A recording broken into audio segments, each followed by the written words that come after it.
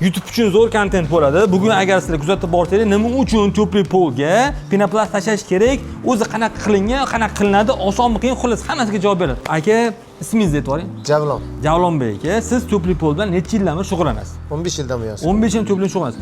O'sha eski oldinlari birinchi to'pli pol qilganingizda, shlankalarni qilganingizda yer tagiga nima qo'yiladi? Men pokening o'rniga. 15 yil oldin poke yo'q edi. Mana zarli nima qo'yilardi? Zar qo'yilardi. Zar qo'yilardi. U zar hozir ham qo'yishyaptimi?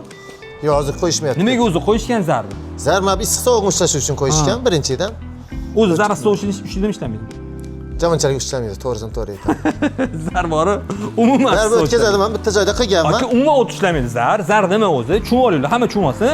Zar oddiy polimer, ya'ni plyonka. Plyonkaniga, ya'ni uglekislik gazmi, propan gazmi tiqiladi, ishiriladi. Oddiy plyonka, undan nafi yo'q. Men javob beraman. Ishlab chiqaruvchi uchun ham xafa bo'lmanglar. U issiq sovuq ishlash uchun ular ishlab chiqarmaydi. Ya'ni ular u uchun ishlab chiqarmagan, balki o'sha paytda nimaga ishlab chiqarilgan bo'lishi mumkin? Buni o'rniga ishlama yo'q edi, chang chiqmasligi uchun bunga qo'shiladi. Men o'zim zar ishlatganman, chiroyli qilib tepaga qo'yib qo'yganman. Haligi mana shunaqa narsa ishlataman. Ya'ni akalar, kim meni gapimga qarshi bo'lsa kommentariyada yozinglar yoki menga aloqa qilishinglar. Men shu zar haqida yana ko'proq bilish xohlayman. Xohlasanglar borib, ya'ni o'rganib qilib beramiz. Xo'p, ustaki endi keyingi savol. Undan keyin pokeli chiqish boshladi. Imindan XPS, ya'ni Penaplex degan zavod bor, yana bizning o'zimizdan tani Termatech degan akalar bor, ishlab chiqarishda BBP ishlab chiqaradi, biz ularni bilamiz, kuzatamiz. Xullas, buni qo'yish boshlashdi. To'g'rimi? Zo'r, u ham hozir ham uni ko'pchilik ishlatadi. Endi uni ham ishlatganmisiz? Hammasida ishlatganmiz. Undan oldin nima ishlatgansiz? O'sha XPS dan oldin narsa ishlatganmisiz yoki shunga o'tganmisiz? Yo'q, shunga o'tganman. Zo'r. XPS ni ishlatdingiz, endi buni ishlatdingiz. Farqi? Farqi bor, har holda bu yaxshi taraflamasi emas, issiq sovuqni yaxshi tutadi.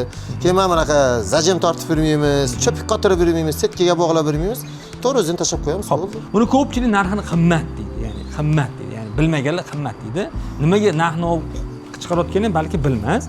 Endi qarang, agarda biz to'pli polni tagidan XPS, ya'ni boy izolyatsion material qo'ysak, keyin shlankani qo'ysak, keyin yana nima xarajatlar bo'ladi? Aka, shuni aytib bering odamlarga. Qarang, oddiy misol mana shuni tagiga stachka qilganimiz yo'q. To'g'ri zasipka qildik, zasipkani ustidan qilib turibmiz. Mana shu narsa ham zo'r narsa. O'zimning uyimda ham shunaqa qilganman.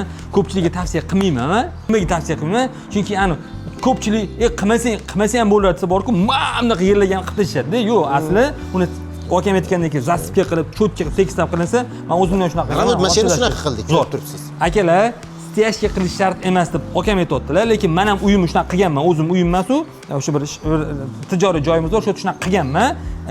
Uni tekslab olish kerak lekin. Keyin tekslab oldik, mana stachka qilganimiz, mana foydali tarafi ko'p. Stachka qilganimiz yo'q. To'g'ri, mana tekslab turib, mana shuni ustiga Penaplexni yotqizib, mana polni turbasini tashlaydi. Zo'r. Agarda Penaplex bo'lganda, hali XPS mat bo'lganda nima qilar? Tekis bo'lganda-chi, uni yana aylantirish uchun yo'llarni qilardingiz-ku, yana unda hozir aylantirib nima qilardingiz? Uning uchun mana biz zajem setga tasharmiz. Setga tasharardi. Setga tashardi, setkaga zajem tashardi. Zajem tashardi. Aka, bugun savollar ko'p beraman. Nima uchun? Odamlar tushunishi kerak, bilish kerak. Siz 15 yil tajribangiz bor, uni olib ketib qolmang, o'zingiz bilan bering odamlar, bilmaganlar bilsin. Ko'pchiligiga qiziq shu narsalar. Yo'q, men aytadiganim, yangi shogirdlar bor aka, bilmaydiganlar bor, shuning uchun qiziqdi shu narsa. Xo'p, ustiga qarang, eshiting. Haligi bir ko'rdingizmi? Setkaga sim qotirishyapti-da.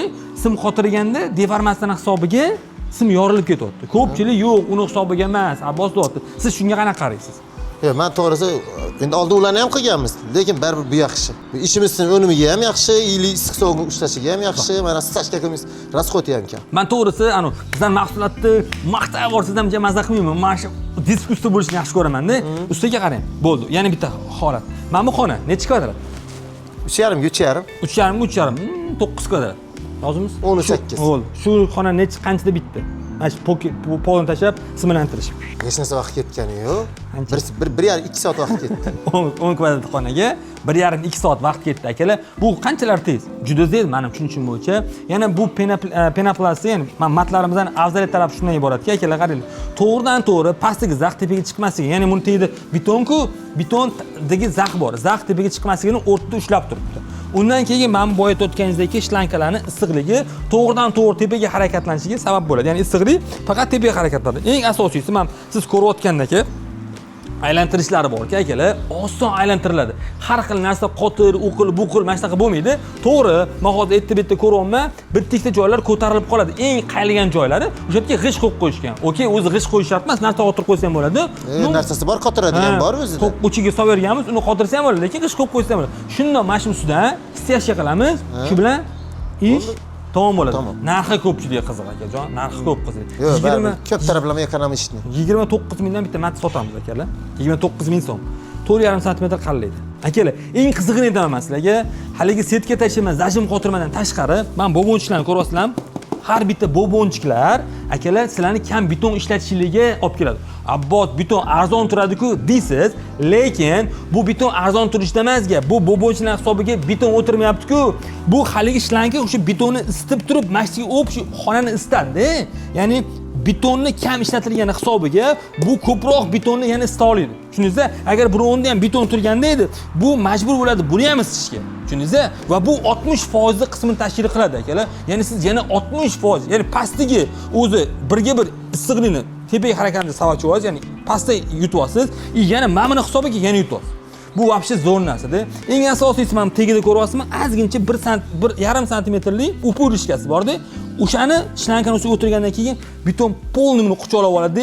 Shlankaning tegidagi maksimal issiqligini ham sug'urib oladi. Xullas boru, sizni issiqligingizni bugungi kunda maksimalni faqat o'zingiz uchun foydalanishingiz uchun qilingan bu narsa aka. Ishoning gapimga, pulingizni %100 oqlab olasiz. Xo'p, ustiga vaqtdan tejazingiz, naqddan tejazingiz. Bundan yana nima foyda? Yana foyda bormi? Men o'sha foyda tarafi masalan 100 kvadratni bir kunda tashab bo'ldim. Uxti, 100 kvadrat bir kunda. Yana nima kerak akalar? 100 kvadrat bir kunda tez, sifatli, eng asosiysi sizni vaqtingizni va naqdingizni tejayapti. Menimcha juda ham foydali. Xullas bu haqida yana ko'proq ma'lumot olamiz. Menimcha bugun yetarli 10 minutlik video bo'ldi. Ya'ni tushunmagan narsalarni kommentariyada qoldirasizlar. Fikrli bo'lsa izohda qoldirasizlar. Biz izohlarga javob berishga harakat qilamiz. Men maksimal akalar sizlar uchun foydali bo'lish uchun harakat qilaman. Bugundan YouTube kontentlarni qo'yib boraman.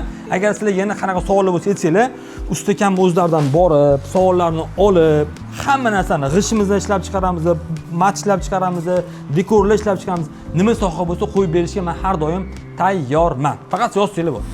Menimcha tugatamiz. Zo'r aka. Akalar bizdan kuzatishda davom etinglar. Universal dekor profiliga obuna bo'lib qo'yishingizdan chiqmasin.